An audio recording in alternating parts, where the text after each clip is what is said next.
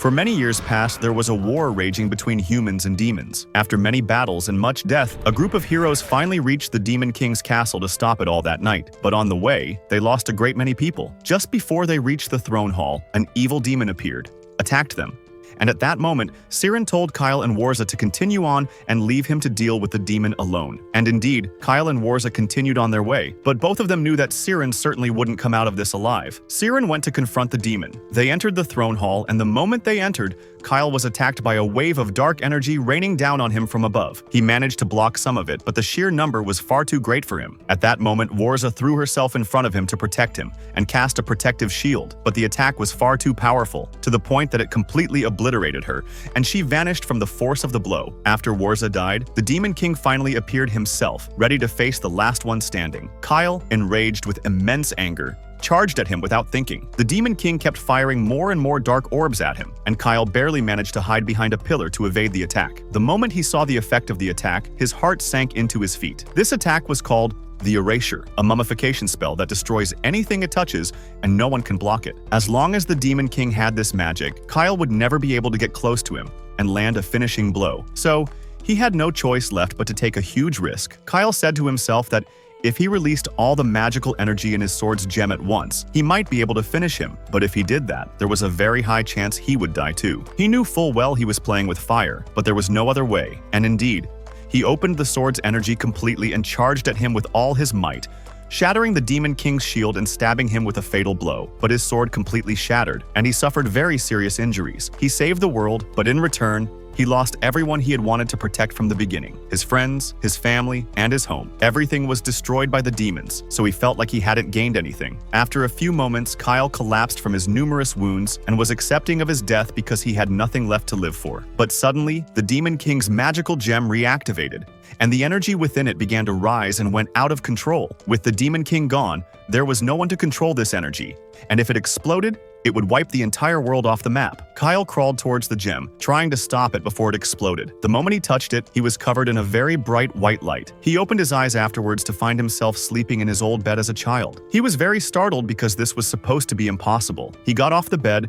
went to the window, and told himself he must be dreaming. But the moment he looked out the window, he saw his village exactly as it was. The same village he had seen burned to the ground long ago due to a demon attack. The sight made his tears fall without him even realizing it. But after all he had lived through, he still couldn't believe this was all real. Suddenly, his old friend Lisa entered the room looking for him. The moment he saw her, he was shocked and frozen in place. Lisa noticed he was standing strangely and asked him if he was okay, but he didn't utter a word. He was still thinking this was all an illusion, but it didn't matter to him. He was so incredibly happy to see her and went to hug her very tightly. Lisa was surprised and asked him what he was doing, but Kyle was lost in the moment and didn't answer her. She tried to push him away, but he was still holding on to her very tightly. So both of them lost their balance and fell onto the bed together. Out of extreme embarrassment, she got very angry and hit him with a ruler, making his body spin 3 times in the air. Kyle fell onto the bed, writhing in pain as she yelled at him, asking how he could do something like that. She didn't understand what had gotten into him today. She had actually had a crush on him for a long time, but she wanted him to give her a signal first so she would know how to act. At that moment, he began to believe that what was happening wasn't a dream, it was real. Kyle got back on the bed and lifted the blanket, only to find the surprise. The Demon King's magical gem was lying next to him. At that moment, he was 100% sure this was reality, not fantasy. He got up and went to the mirror to look at himself carefully. Not only did he look much younger than before, he also clearly remembered being terribly injured after the battle with the Demon King, but now his body was perfectly fine without a single scratch. Moreover, his village was back to normal, and Lisa was alive and well. He began to realize that he had somehow traveled back in time. The only thing in his possession that pointed to the reason was this magical gem. He knew the power of the Demon King was unbelievable, but a spell that sends you back in time is something that should be impossible. As he sat thinking, he felt hungry. He hadn't eaten anything since he returned. He went down to the kitchen to look for something to eat and found a full meal prepared for him on the table. He understood that Lisa was the one who had made it before she left. He remembered that Lisa always used to come cook for him because he and his mother never had time to cook for themselves, and he silently thanked her. He sat at the table and began to scoop the food. The taste of the food hit him. For him, after years and years of eating dried rations on the battlefield where there was no taste or enjoyment, this meal was like a dream. After a while, Siren came down to eat as well, but the moment he saw all the plates empty, he looked at Kyle and said, "Are you kidding me? You ate all the food? Even the big pot? You wiped it clean." Siren started complaining to Kyle for finishing all the food, and Kyle, at that moment, was preoccupied with a thought from earlier. The two of them had been fighting side by side against the Demon King, and Siren had sacrificed his life so Kyle could complete the mission. Siren noticed Kyle was spacing out and asked him what was wrong. Kyle snapped back to attention quickly and said he was fine, but he still didn't know exactly how far back he had gone in time. So he asked Siren what year it was now. Siren looked at him strangely and said, "What kind of weird question is that? But it's normal, I guess. Today is May 24th, 2823. Kyle was shocked and asked him again to make sure. Siren said, "Yes, of course. It's your birthday today, actually. And since it's your birthday, I'll forgive you for finishing all the food, but I'm still hungry. So I'm going to go to Lisa's to see if there's anything to eat." Kyle let him go and remained sitting in the kitchen, his mind racing with thoughts. If he had really returned to the past, he needed to talk to his mother as soon as possible. He left the house for the storage room and went down to the library underneath to find his mother there. His mother, who now looked younger than him, was there. The moment he saw her, he felt an indescribable joy, but the image of her horrific death that happened in the future was still before his eyes. His mother, sweet as honey, was surprised to see him entering the library because she knew he never came down to her here at night. She replied to him, "At night? It's not night today, dear. You must have stayed up reading all night and lost track of time." She apologized to him for wasting all her time reading, but Kyle hadn't come for that. He told her he had a question about magic theory, and since she was one of the strongest magic scholars in the country, she was the best person to answer him. His mother told him to go ahead and ask, so he asked her, "Are there any spells in the world that can send someone back in time?" His mother looked at him and said, "Yes, they exist." Kyle was astonished because he had never heard of a time spell before. His mother continued and said they knew there was something called time magic, but no one had ever been able to use it. The reason is that this spell requires a tremendous amount of magical energy. No single sorcerer in the entire world could generate it alone. Even if the greatest sorcerer in all of history tried to use this spell with every bit of magic he had, he wouldn't be able to go back more than 1 second in time. Kyle asked, "Theoretically, could someone use a magical artifact that stores energy to go back years?" His mother thought for a bit and said, "Well, if there really was a magical artifact that stores energy, that could happen. But storing that amount of energy would take more than 1,000 years, so it's practically impossible." Kyle asked her, "What if someone used a forbidden spell?" His mother tensed up as soon as she heard this and asked him, "Where did you hear about that spell anyway?" Kyle quickly said, "In a book," and told her he had read about it in a book and that he would never think of trying it. His mother relaxed a little but said she was worried about him because that forbidden spell meant sacrificing one's own life to convert it into magical energy, which was very dangerous. But even if some madman thought of trying it, time magic still wouldn't work efficiently. One would need to sacrifice half the souls of all humans living on the continent to generate that energy, and that's something no human could do. Furthermore, there's nothing in the world that can store energy on that scale to begin with. But if such an ancient artifact really existed, it was probably written about in that book. His mother opened the book and flipped through it until she found the page she was looking for and showed it to him. This page talks about the legendary dragon's heart. It says the ancient kingdom of Saros thrived for thousands of years due to the energy within this gem. And when the energy ran out, the kingdom fell and was destroyed. She told him she believed a powerful artifact, like the dragon's heart, could store enough energy to turn back time. But the gem had been missing for over 1,000 years, so it had likely fallen into the hands of the demons long ago. Kyle began to connect the dots. He understood that the gem he had taken from the Demon King was the dragon's heart itself. His mother was happy they were talking like this together because she had felt he had been avoiding her lately. Kyle apologized and said he didn't mean to distance himself from her. She laughed and said she wasn't upset at all. On the contrary, she was happy he came to sit with her for a while. Suddenly, she remembered that Lisa had said she would come cook for them today, so she asked Kyle if he wanted to go upstairs to eat with them. Kyle quickly said he had already eaten all the food. The moment she heard that sentence, all her motherly feelings vanished in a second from the shock, and then she calmed down again. She said, "Okay, sir, that's fine since it's your birthday today, but you're not getting any present at all." The conversation with his mother was very useful for Kyle because he gathered important information and understood that this gem was the dragon's heart, and that the Demon King had probably placed that spell in it to send himself back in time. But Kyle still didn't understand why the Demon King even wanted to go back. Just then, Lisa returned to Kyle. The moment he saw her, he began to apologize for what he had done that morning. He told her he did that because he had a very bad dream today. Lisa asked him what the dream was about. Kyle confessed that part of the dream was about her death, so Lisa understood then why he had hugged her so suddenly without warning. Lisa smiled and said she would forgive him because she knew it wasn't his fault. But her smile brought back to Kyle everything he would lose again if he didn't do something. Their village was the closest to the demon territory, and once the invasion began, they would be the first people hit. The whole village burned, and Lisa died in the midst of all that chaos. From that moment on, Kyle had sworn to avenge her, but now here she was in front of him, alive and laughing, as if nothing had happened. She looked at him and said, "What's wrong? You're spacing out again." But he was lost in his thoughts. If he didn't do something now, in 3 years, he would lose everyone he loved again, and that was something he absolutely could not allow. At that moment, Kyle swore to himself that no matter what happened, he would not let the future repeat itself again. This time, he would change everything and protect everyone he loved from the terrible fate that awaited them. Kyle knew he had to be ready for the day of the great catastrophe that would happen in 3 years. The very next day, he began his training. He kept imagining a mental image of the Demon King in front of him to fight against. He ran at it, feeling motivated, and after a while he blocked a few strikes, but he quickly realized his body was very weak compared to his body before, which made sense since at this stage of his life, he was living like a slacker. He didn't train or care about anything. His combat skills were gone, back to zero, my friend. But luckily for him, he had retained the magical power he had in the future, so he tried to compensate for his body's weakness with spells for increased speed and strength. But unfortunately, his body was completely uncoordinated. The magic didn't make much difference as long as his body was weak,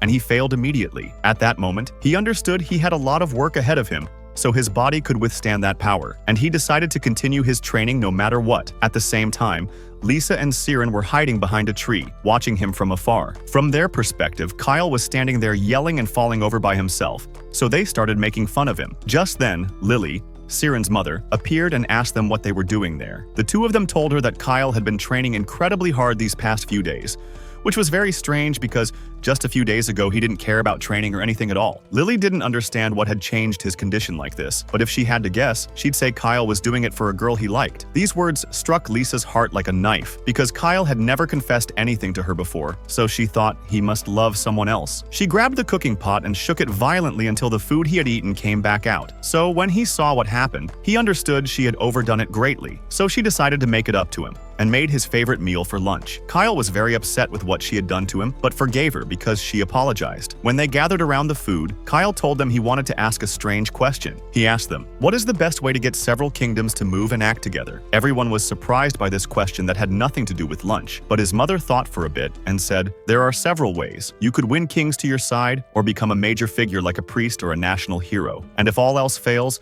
you could become a criminal and commit war crimes to get people's attention." Kyle thanked her for the advice, but he knew he only had about 2 years to convince the leaders to act. Out of all these options, the only one left for him was to become a great hero. Kyle went back to his room and started reading every book in front of him to plan his strategy. He knew his knowledge of the future would help him immensely to distinguish what was a true legend and what was not. At that time, Siren entered the room and saw Kyle very focused on his reading. He sat next to him and asked, "Are you really serious about becoming a hero? This isn't a normal thing, Kyle." He replied that he knew a true hero is born from defeating the Demon King or saving the world, for example, but it was still too early for that, so he had to prepare himself from now on. He knew any hero needed to be very strong, but strength alone wasn't enough. Kyle said it plainly, "I need a lot of money." Siren looked at him and said, "What is this? A hero saying something like that?" But Kyle was very serious and said, "As a hero, I can't take money for my heroics, but I need equipment, travel, and training. It all costs a lot of money, so I have to save a respectable sum from now on." Besides money, Kyle intended to gain relationships with influential people to make his name known among the people. But what Kyle was saying started to make Siren feel like he wasn't planning to become a hero. He was planning to become an emperor. Kyle laughed and said that besides money and relationships, he needed a bit of luck too, because heroes always appear in the right place at the right time. Siren began to think that Kyle might take the path of crime and become a war criminal, but Kyle reassured him and said he didn't intend to cause problems just so he could appear as a hero and save the day, but he also wouldn't deny using some cunning plans to achieve his goal. Siren thought the things he was saying weren't the words of a hero at all, but since they were sitting together like this, he wanted to ask him, "Why do you want to become a hero anyway?" He had a feeling that this hero business wasn't an ultimate goal for him. It was just a step to reach something bigger. Kyle admitted that he indeed had a reason that made him do this, but he couldn't tell Siren right now. He told him, "Trust me, and just stay with me." The next morning, Kyle talked to Lily and told her he intended to travel soon and start a new adventure. Lily encouraged him and said it was a very good idea, and that it was normal for a person to see the world and learn from it. He asked her if she had told his mom. He said he had talked to her this morning but hadn't talked to Lisa yet because he would be gone for a while. Lily said, "Well, take Siren with you." He said he was indeed planning to take him with him, so he thanked her for that. But this was actually the first time Siren was hearing about this. After that, Kyle went to Lisa and told her he would be leaving in 2 days. Lisa asked if he was leaving, but she couldn't stop him from achieving his goal and asked him where he was going. Kyle said his first stop would be the royal capital, and once he finished what he needed there, the real work would begin. Lisa told him she wanted to ask him for a favor, but Kyle preempted her and said he couldn't take her with him. Lisa was surprised and asked, "Why not? Even if Siren is going, I've become very skilled too and I wouldn't be a burden on him." Kyle told her he wanted to make sure she would be in a safe place. Lisa was about to reply in protest, but suddenly Kyle said, "The moment I return, you'll be the first person I come to." He asked her to believe him and trust him. Lisa became embarrassed by what had just happened and fell silent. All the words she was going to say flew away. In the end, she said, "Okay, you big shot, but promise me you won't be reckless there." Kyle promised her, and she agreed to wait for him. The next day, Kyle needed to buy some things for the trip, so he asked Lisa to go to the market with him. While they were there, Lisa saw an elf standing at one of the stalls. She was very surprised because it was very rare to see an elf here in this area. But Kyle was the most surprised one because this elf wasn't just anyone. This was Warza. Kyle remembered every moment he had lived with her in the future and how much she had loved him, to the point that she told him her real name. A very big deal among elves, my friend. He was so shocked to see her that he suddenly said her name out loud, Zysis. But he absolutely shouldn't have done that because in this timeline, Warza didn't know him at all. When she found an ordinary human who knew her real name, she became very tense. She said to him, "Who are you? And how do you know that name?" and was about to attack him. Kyle tried to calm her down and grabbed her arm to prevent a scene in the street, but it was no use. He was forced to use her real name, once again, to make her sleep. When someone knows a jinn's true name, they can command it to do anything by using its name. And that's why they don't tell their real name to anyone. And there was Oraz, sitting in his lap, and that problem was solved. But there was a bigger problem standing behind them. Lisa saw everything that happened from her point of view. Kyle was standing in the middle of the market, saw a girl who looked very beautiful, and fell in love with her in seconds. After that incident, Kyle took Oraz home and tried to convince her. She imagined that he uttered her real name. But Oraz isn't stupid, my friend. She knew she heard him say her name, and her real name supposedly shouldn't be known by anyone except her family. She asked him to tell her where he got it from. He said he couldn't tell her that after 4 years they would be lovers and she would trust him so much that she would say her name herself. And why? And even if he told her that, she wouldn't believe him. Oraz hesitated, stuttering that she would kill him if he said her name to anyone. He told her, "Wait a bit, oh girl, I promise I'll explain everything to you later." Oraz looked at him in astonishment. "You want me to trust you? And you're holding my life in your hand?" He offered her another solution. "What do you think about making a magical contract that binds us together? These contracts usually happen between humans and spirits, but under special circumstances, they can be made between two ordinary people to guarantee secrecy." The terms of the contract were very clear. Kyle is not allowed to tell Oras's real name to anyone or use it for anything bad, and if he violates the conditions at any moment, he will die a horrible death immediately. Oraz was surprised that he was ready to bet his life like that, so she decided to trust him for now and give him a chance. But the problem is that the pact needs a full moon to be activated, and the next moon is after 3 weeks. That means there's no solution except for her to stay close to him all that time. But Kyle told her that he is traveling tomorrow, meaning Oraz is forced to go with him, and she can't let him out of her sight again. The next day, everyone packed their bags and was ready to move. Kyle said goodbye to his mother, and Lisa decided to go with Kyle since she doesn't trust him after what happened. He's traveling alone with Oraz. He told them that instead of going to the royal capital now, he has another plan. They will go up to Mount Scored to enter the maze of the magic king, Siran. Siran objected and told him, "You're going to waste your time in that place. It's a legend, and no one has found the treasure inside anyway." Kyle reassured them and said he has a detailed map that will help them reach it. Kyle made this map from his memories of entering this maze in the future, but no one believed the map was real and said he must have been tricked and scammed. Here, Oraz decided to help him and told them that this paper is made from a magical tree that is 1,000 years old. And of course, all this talk was from her imagination to support him. Kyle, of course, knew she was making it up, since the paper was taken from the books in the library, but team believed Oras's words more than Kyle's and were reassured that the map was real. Even with the map, the maze is very large and would take them years to search through, but Kyle had everything arranged. He told them they would dig a tunnel, and they started preparing for the tunnel quickly to avoid the deadly traps inside the maze. Even Oraz helped them by using the earth spirit to support the tunnel so it wouldn't collapse on them. She seemed very excited in a way that encouraged Kyle and Siren to dig more and more. After a long day of work, everyone returned to camp, and Lisa prepared amazing food for them. The food pleased everyone, and Lisa told them, "Ease up, there's plenty of food." Oraz asked her, "Did you hunt that bear?" because she couldn't imagine Lisa had experience with weapons. Lisa replied very simply, "Yes, I didn't use a weapon, but I broke its head with my hands," which is very normal for her. The girl was surprised. The next day, they went back to work on the tunnel, and while they were resting,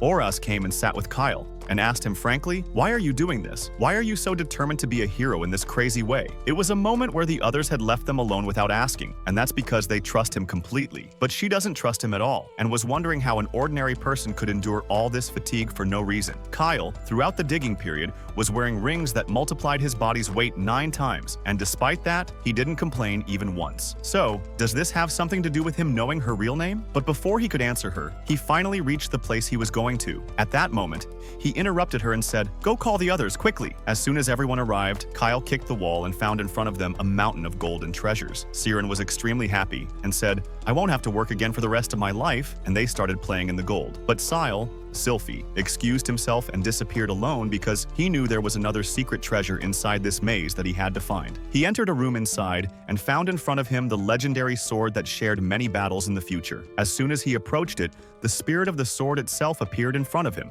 and welcomed him. The new part Sylphie began her speech, blessing the brave hero who managed to pass the maze's tests. But suddenly, Kyle put his hand on her mouth to silence her because he didn't want his friends to know about her now. Sylphie got extremely upset and raised her voice at him. She said, "How dare you act so rudely?" But the truth is, it had nothing to do with rudeness. Kyle just wanted her to be quiet for 1 second. When Sylphie calmed down a bit, Kyle told her that he knows she's a copy of the Queen of Magic, and that in truth he didn't go through all the traps she talked about in the maze. He just found a shortcut and entered quickly. Sylphie couldn't believe that Kyle managed to cheat her maze that easily. Kyle wanted to explain to her how he knew how to get here, but he told her it was faster to just pass the final test so she could see for herself. The final test was for Kyle to pull the sword so Sylphie could read his memories. When she did that, she saw a full film about all the calamities that will happen in the future, up to the moment Kyle touched the dragon's heart and traveled through time. Sylphie found it hard to believe that what she saw was real because she couldn't imagine time magic could be performed on that scale. But if all that is in Kyle's memories, then it must be real. At that moment,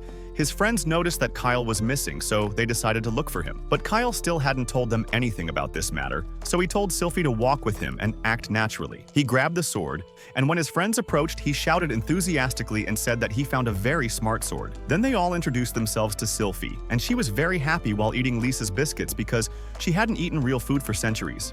Lisa asked Sylphie if she was really the Queen of Magic, but Sylphie said that she isn't exactly the entire Magic Queen. She is just a part of her, a magical being created to evaluate the people who would reach this treasure vault. If she saw they weren't up to the responsibility, she would have blown up the whole place with everyone in it. But she finds Kyle somewhat interesting, so she approves of him for now. She also told them to take this bag with them because it is directly connected to the treasure vault. When Kyle took Sylphie and went back to the hotel, when they entered, he asked her if she thought the future could really be changed. Sylphie said that was a stupid question because the future wasn't predetermined in the first place. "Everything that's coming, my friend, is just a branch. Don't bother with it," as she sees it. The spell that sent Kyle back through time might have pulled his soul from his timeline and placed it at an earlier point in another timeline. Why? Because the dragon heart he used as a catalyst is still with him, even though the dragon heart of this timeline is still in another place. Kyle's very existence in this timeline will cause changes, but as things are going, the Great Invasion will still happen at some point, meaning they have to do something about it. When Kyle learned that his actions could change the course of events, he said he was ready to do anything to save the world. But there's still one thing puzzling him now: the